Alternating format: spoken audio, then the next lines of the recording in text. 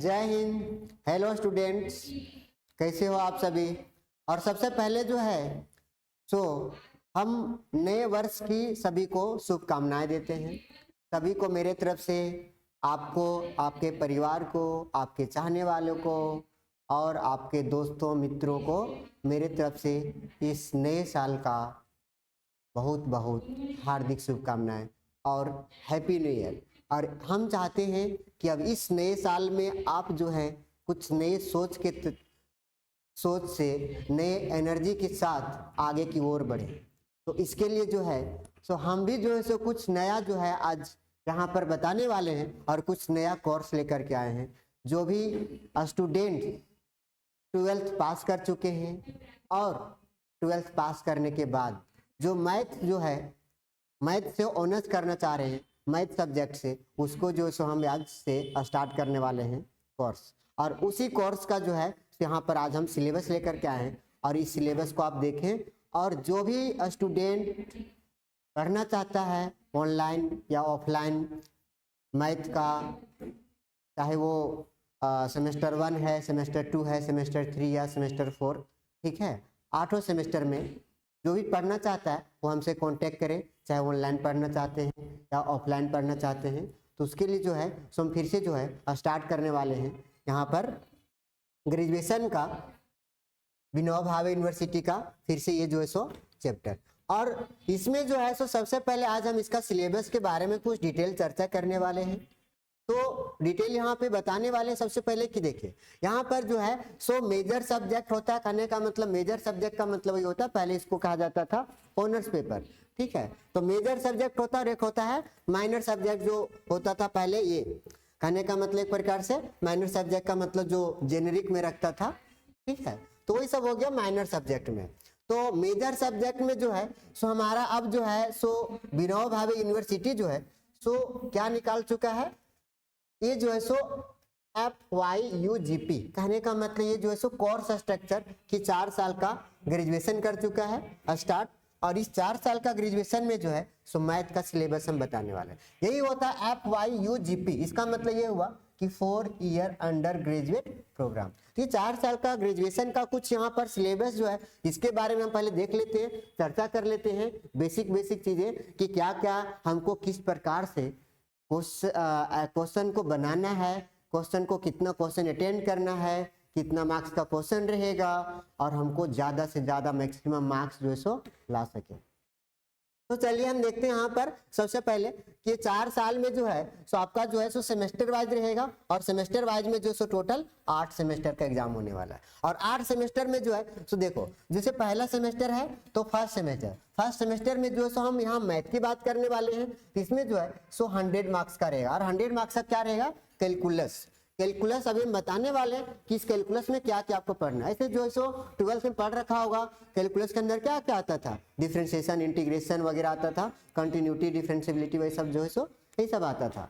तो यहाँ भी जो है सो कैलकुलस, कहने का मतलब ये है कि मेजर सब्जेक्ट में पहला जो है सो आपका जो सेमेस्टर 1 में होगा सो सिर्फ और सिर्फ 100 मार्क्स का कैलकुलस रहेगा, ठीक है। और अगर सेमेस्टर 2 में अगर आ जाते हैं तो मेजर सब्जेक्ट 2 और मेजर सब्जेक्ट 3 आ जाएगा और ये जो है सो 200 नंबर का हो जाएगा टोटल, और 200 नंबर का हो जाएगा, ठीक है। और फिर सेमेस्टर 3 में आ जाते हैं तो इसमें भी मेजर सब्जेक्ट 4 और मेजर सब्जेक्ट 5, मतलब कि एक प्रकार से हो गया कि पेपर 1 फर्स्ट ईयर में, पेपर 2 और पेपर 3 सेकेंड ईयर में, और पेपर 4 और पेपर 5, ठीक है, थर्ड ईयर। कहने का मतलब हम ये बोल रहे हैं कि ऐसा नहीं कि तीसरा साल, ठीक है। कहने का मतलब सेमेस्टर 1 में और ये सेमेस्टर 2 में और ये सेमेस्टर 3 में। और सेमेस्टर 4 में जब चले जाओगे तो इसमें जो है सो 3 पेपर आपका हो जाएगा और सारा का सारा किसका, हम यहाँ पे मैथ की बात करने वाले हैं।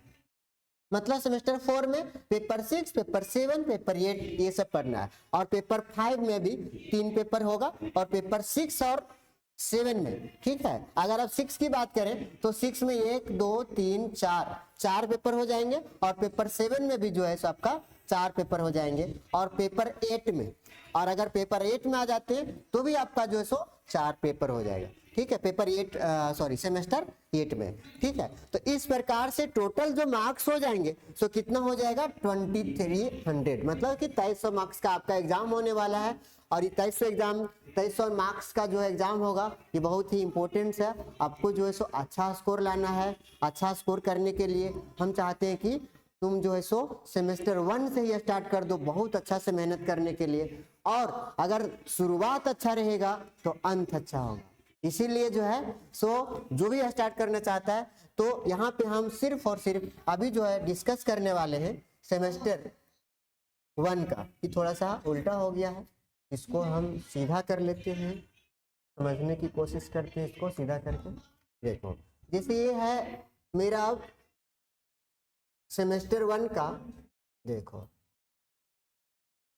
कि किस प्रकार का क्वेश्चन आएगा और क्या। तो देखो ये जो है सो हमारा क्या रहेगा कि 20 नंबर और 5 नंबर ये एक प्रकार से क्या हो जाता है मेरा इंटरनल, ठीक है। और ये इंटरनल मार्क्स होगा, वो इंटरनल तो आपको कॉलेज वाले देंगे। आपको इंटरनल में इंटरनल का एग्जाम भी होगा, उस एग्जाम में अच्छा परफॉर्मेंस करेंगे तो उसमें मिलेगा। 20 नंबर का इंटरनल होता है एग्जाम और 5 नंबर का अटेंडेंस के थ्रू मिलेगा। आपका जो सो डिसिप्लिन क्या है आप कॉलेज के अनुसार मिलेगा। तो आपको जो सो कॉलेज भी अच्छा से क्लास भी करना है, ठीक है, जितना हो सकता है आपको क्लास करना है और अपना अच्छा अटेंडेंस भी देना है तो उस पर मिलेगा। अब हम देखते हैं कि कितना क्वेश्चन आने वाला है। तो ये हो गया, ठीक है। अब 75 मार्क्स का टोटल एग्जाम लेगा और 75 मार्क्स का टोटल एग्जाम लेगा। तो देखो यहाँ पर क्या किस प्रकार से क्वेश्चन पूछा जाएगा कि ग्रुप ए में क्या रहेगा कि ग्रुप ए में जो है सो 5 क्वेश्चन रहेगा। वो 5 क्वेश्चन जो सो किसी भी प्रकार से हो सकता है, ठीक है। एक्चुअली मैथ है, ऑब्जेक्टिव हो सकता है, सब्जेक्टिव हो सकता है, यस नो ट्रू फॉल्स वगैरह कुछ भी हो सकता है, ठीक है। ये 5 क्वेश्चन रहेगा और 5 क्वेश्चन 1 मार्क्स का रहेगा। और उसके बाद अगर हम आ जाते हैं किस पे, अगर हम बात करें यहाँ पर कि ये क्वेश्चन इसमें 2 पे, अगर 2 में तो क्या होता है कि short answer type question carry 5 marks, मतलब कि एक क्वेश्चन रहेगा कि 5 मार्क्स का और इसमें भी short answer type question carry 5 marks, यानी कि ये 2 क्वेश्चन मेरा क्या रहेगा 5-5 मार्क्स का। और ये 5-5 मार्क्स का रहेगा, मतलब कि ये 10 मार्क्स और ये 5 मार्क्स 15 मार्क्स, ठीक है। 15 इधर हो गया, ठीक है। तो ये भी जो है मेरा इंपॉर्टेंस है सेक्शन ए में 15 मार्क्स, मतलब कॉन्सेप्ट के साथ, कॉन्सेप्ट को अच्छा रखना है। 1 मार्क्स वाले जो होता है सो कॉन्सेप्ट पर क्वेश्चन होता है, इसलिए कॉन्सेप्ट को बहुत अच्छे से समझना बच्चों, ठीक है। और उसी से 1 नंबर का कॉन्सेप्ट पर ही क्वेश्चन देगा।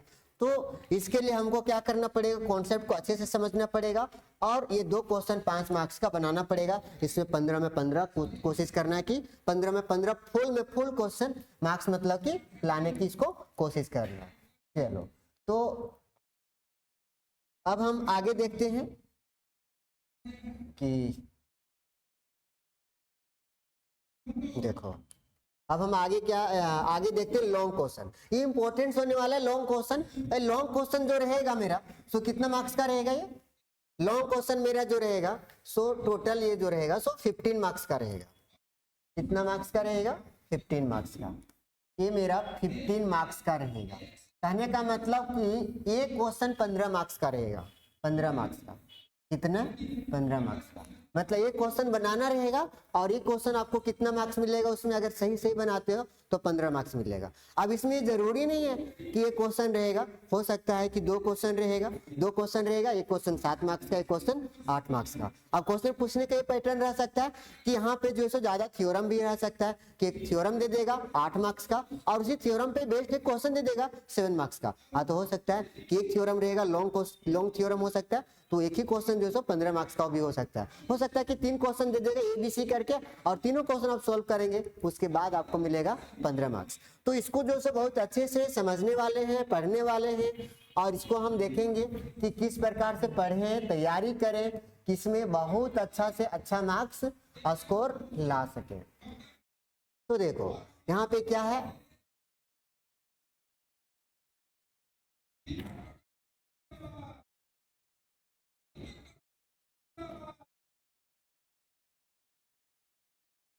देखो अब यहाँ पे जो है सो हम क्या बता दिए कि यहाँ कितना क्वेश्चन रहेगा, मतलब 15 मार्क्स 5 5 15 हो गया, 3 बार ये 15 मार्क्स और ये 15 मार्क्स का जो क्वेश्चन रहेगा सो कितना रहेगा, देखो मतलब 3 हो गया और ये टोटल कितना 4 5 6 7 8 9 और 1 10, ठीक है। एक्चुअली ये 10 क्वेश्चन रहेगा, देयर में भी सब डिवीजन इन इस क्वेश्चन 15 मार्क्स, ठीक है। और ये टोटल 10 क्वेश्चन में से आपको सॉल्व करना पड़ेगा। यहाँ पर कितना, यहाँ पे हो गया 15, तो यहाँ से जोड़ सकते हो कि कितना 75 मार्क्स होनी चाहिए, तो कितना हो गया यहाँ पे टोटल, इसमें से लॉन्ग क्वेश्चन में जो है सो आपको सॉल्व करना है। टोटल कितने क्वेश्चन सॉल्व करना है, टोटल आपको 4 क्वेश्चन सॉल्व करना है, मतलब कि यहाँ 6 क्वेश्चन रहेगा और 6 क्वेश्चन में से कितना सॉल्व करना है, ये जो है सो 6 क्वेश्चन में से आपको 4 क्वेश्चन सॉल्व करना है, 15-15 का रहेगा और इससे कितना मार्क्स आ जाएगा 60 मार्क्स। 60 और 15 कितना हो गया 75 मार्क्स। तो इस चीज को अच्छे से समझना है। सिलेबस के बारे में हम अब बताते हैं कि कौन कौन चैप्टर से कितने मार्क्स का आने वाला है। तो यहाँ हम बात करने वाले हैं फिलहाल अभी जो है सो सेमेस्टर 1 का।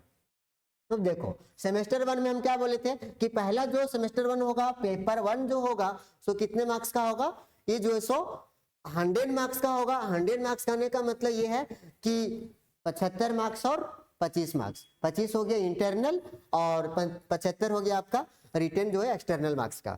तो देखो यहाँ पे जो है क्रेडिट करने का मतलब जो है सो एसजीपीए में मार्क्स मिलता है, उसी में जो स्कोर आपका स्कोर जो है से 4 इसका स्कोर वो एसजीपीए में जो है उसी के अनुसार ये मिलता है, ठीक है। तो इसका क्रेडिट कितना रहेगा 4, और कुछ जो माइनर सब्जेक्ट वगैरह बहुत सारा सब्जेक्ट अभी जोड़ दिया गया तो किसी का 3 क्रेडिट होता है, तो मेजर सब्जेक्ट का 4 होता है। क्रेडिट वही होता है कि एसजीपीए उसी के अनुसार निकाल करके इसको दिया जाता है। तो देखो यहाँ पे क्या क्या हमको पढ़ने वाले हैं हम लोग और कौन कौन सा चैप्टर से कितना क्वेश्चन आने वाला है। तो यहाँ पर देखो सबसे पहला है डिफरेंशियल कैलकुलस। और डिफरेंशियल कैलकुलस के बारे में अगर हम बात करते हैं, ये डिफरेंशियल कैलकुलस मेरा क्या हो जाता है, देखो अब ये डिफरेंशियल कैलकुलस के बारे में अगर हम देखें तो ये डिफरेंशियल कैलकुलस में जो है सो किसके बारे में हम लोग पढ़ते हैं, एक्चुअली डिफरेंशिएशन के बारे में। और ये डिफरेंशिएशन जो है सो आपको आना चाहिए, ये बहुत ही इंपॉर्टेंट चैप्टर है,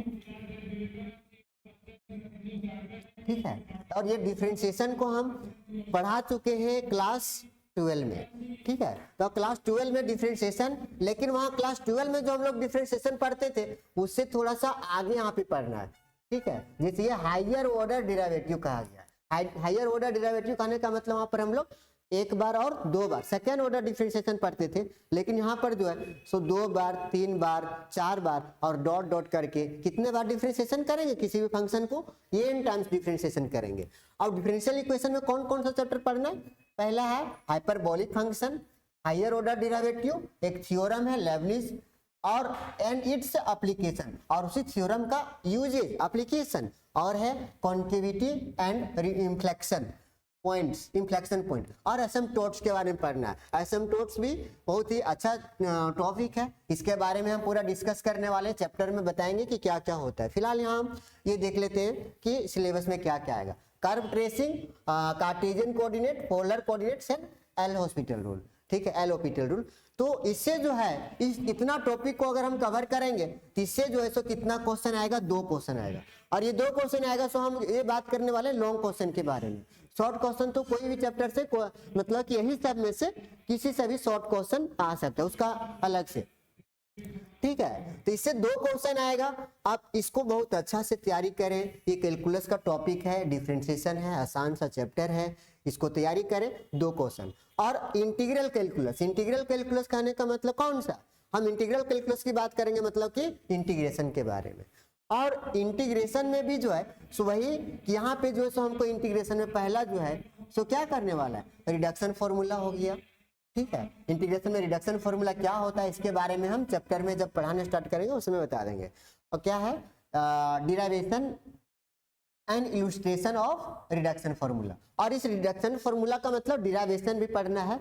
इसका क्वेश्चन आता है जैसे साइन का पावर nx, साइन का पावर स्क्वायर है, साइन स्क्वायर वगैरह, साइन एक्स वगैरह का इंटीग्रेशन पढ़ चुका है। तो साइन का पावर nx है, साइन के पावर में n दे रखा है, कॉस के पावर में n दे रखा है, ये सब का हम लोग डिफरेंशिएशन कैसे करेंगे उसके बारे में पढ़ना है। tan के पावर nx है, sin के पावर n इंटू cos के पावर m है, मतलब डिफरेंट, इसको हम लोग कैसे डिफरेंशिएशन करेंगे इसके बारे में पढ़ना है। sin के पावर nx और cos के एंगल में अगर mx है तब इसको हम लोग कैसे इंटीग्रेशन करेंगे, ये सब के बारे में हम लोग पढ़ने वाले। तो हो सके तो नोट डाउन कर ले ये सिलेबस को।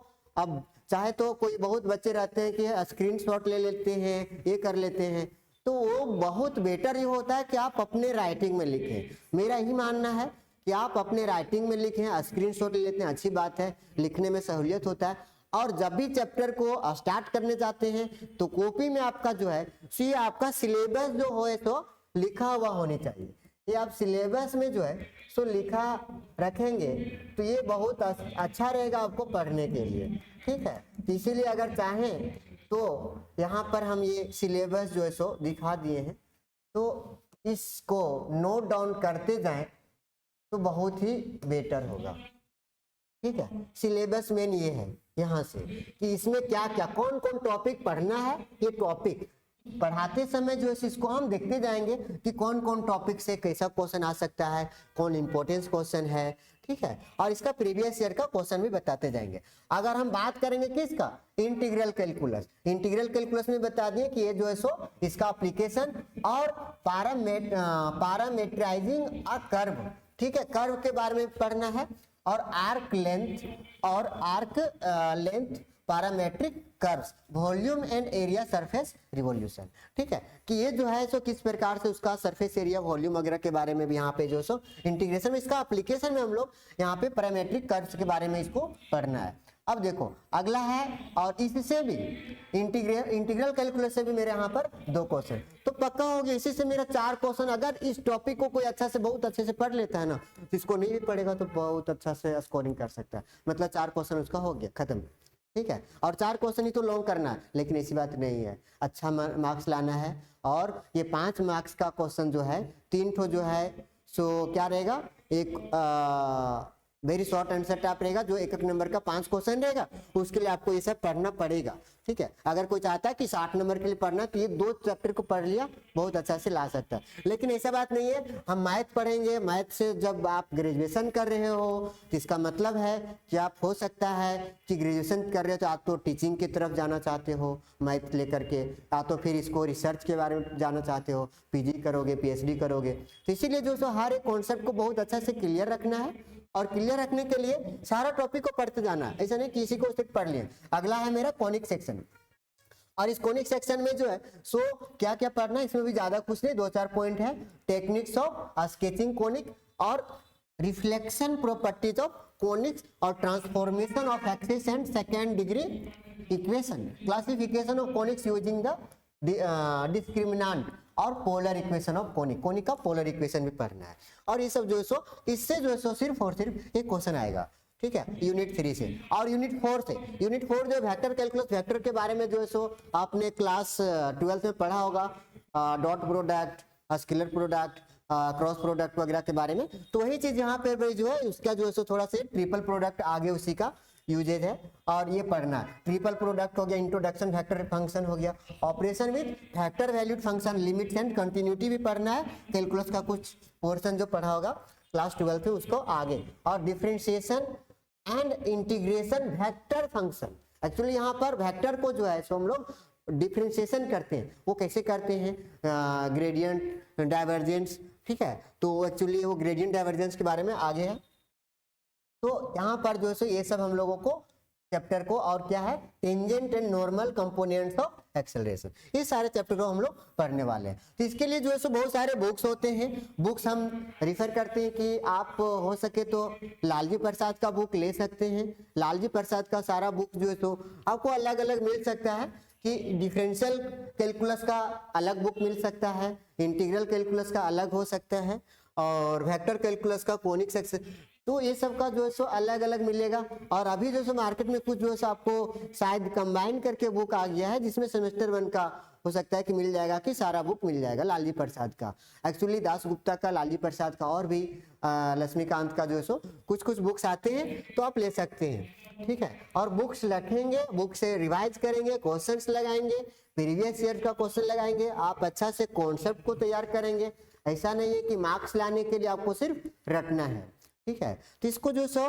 पूरे जो है सो हम तैयारी करने वाले हैं कि आपको किस प्रकार से सेमेस्टर 1 में 100 मार्क्स ला सकते हैं। 100 मार्क्स एक्चुअली नहीं, यहाँ पे जो है इंटरनल में आपको 25 में 25 मिलेगा तभी 100 मार्क्स आ सकते हैं, फिर भी 90+ आप ला सकते हैं। तो इसके लिए आपको बहुत ही मेहनत करना पड़ेगा। अगर हम बात करें इसी प्रकार से सेमेस्टर 2 में, तो सेमेस्टर 2 में अगर बात करें तो इसका सिलेबस के बारे में, जो बच्चे सेमेस्टर 2 में हैं वो भी इसको सिलेबस को देख सकते हैं कि सेमेस्टर 2 में क्या है कि इसमें 2 पेपर होगा, मेजर 2 और मेजर मतलब मेजर 3, तीसरा पेपर। इसमें पेपर 2 हो गया, मेजर पेपर 2 और मेजर पेपर 3। ये जो सो मेजर पेपर 2 के बारे में है, मतलब कि इसमें जो है तो क्या आ जाएगा इस सेमेस्टर 2 में, सेमेस्टर 2 में अलजेब्रा, और अलजेब्रा भी उसी प्रकार से सेम रहेगा कि क्वेश्चन का जो पैटर्न होगा तो सारा पेपर का लगभग वही रहेगा कि सेक्शन ए में 15 मार्क्स का, जो कि कितना वेरी शॉर्ट आंसर टाइप जो रहेगा सो 5 क्वेश्चन रहेगा 1 मार्क्स का, और 2 क्वेश्चन रहेगा 5 मार्क्स का 15, और बाकी जो इधर हो गया 4 क्वेश्चन 15 मार्क्स का, मतलब कि 4 क्वेश्चन सॉल्व करने होंगे टोटल 6 क्वेश्चन में से।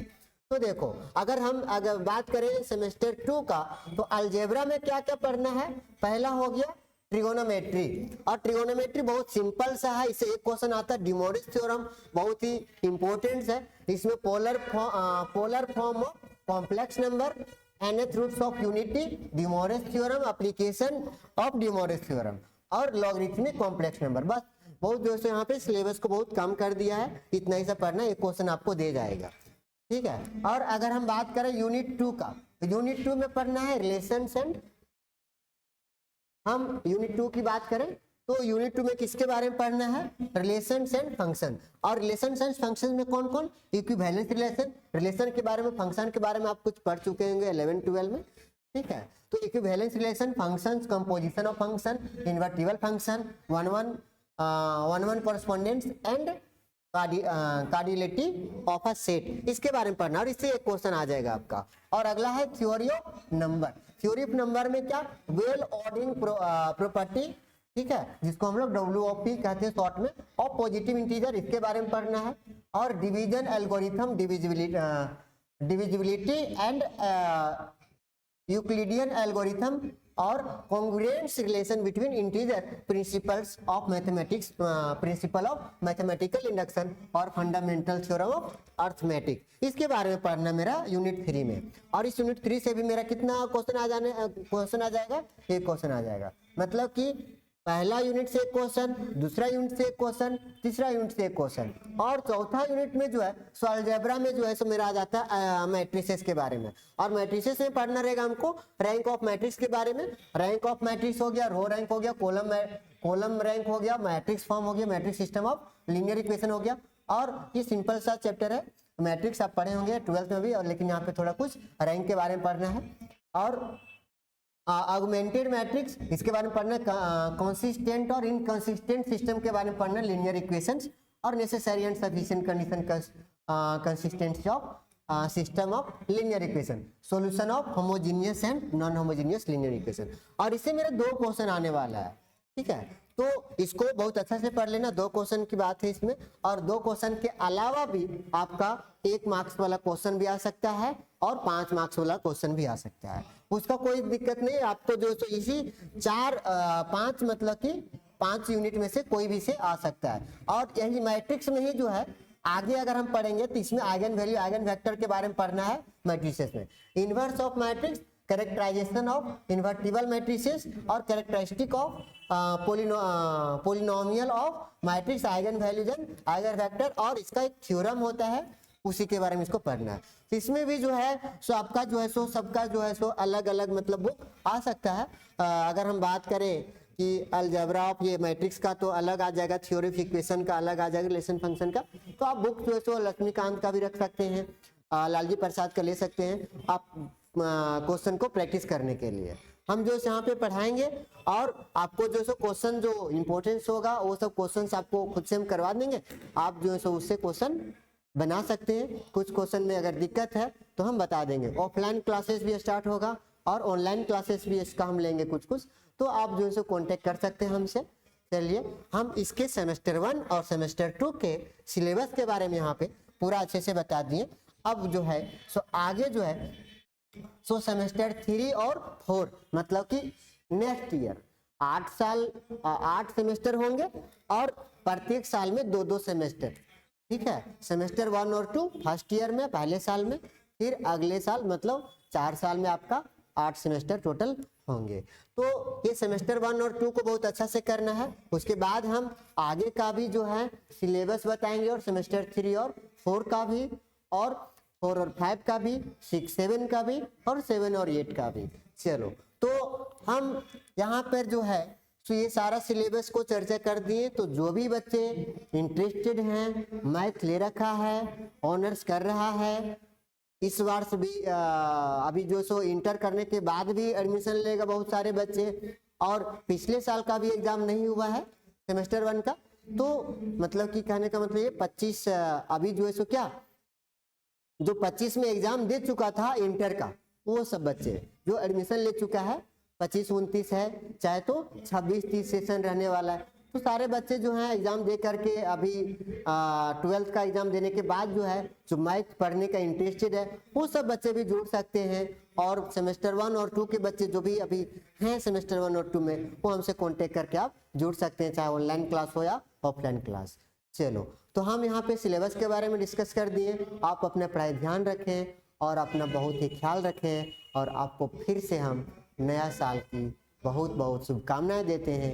चलो बच्चों, इसी के साथ हम अपना इस वीडियो को समाप्त करते हैं और अगले क्लास में मिलते हैं अगले वीडियो में एक नया लेक्चर के साथ, कि ये जो है सो सेमेस्टर 1 का और सेमेस्टर 2 का नए वीडियो के साथ।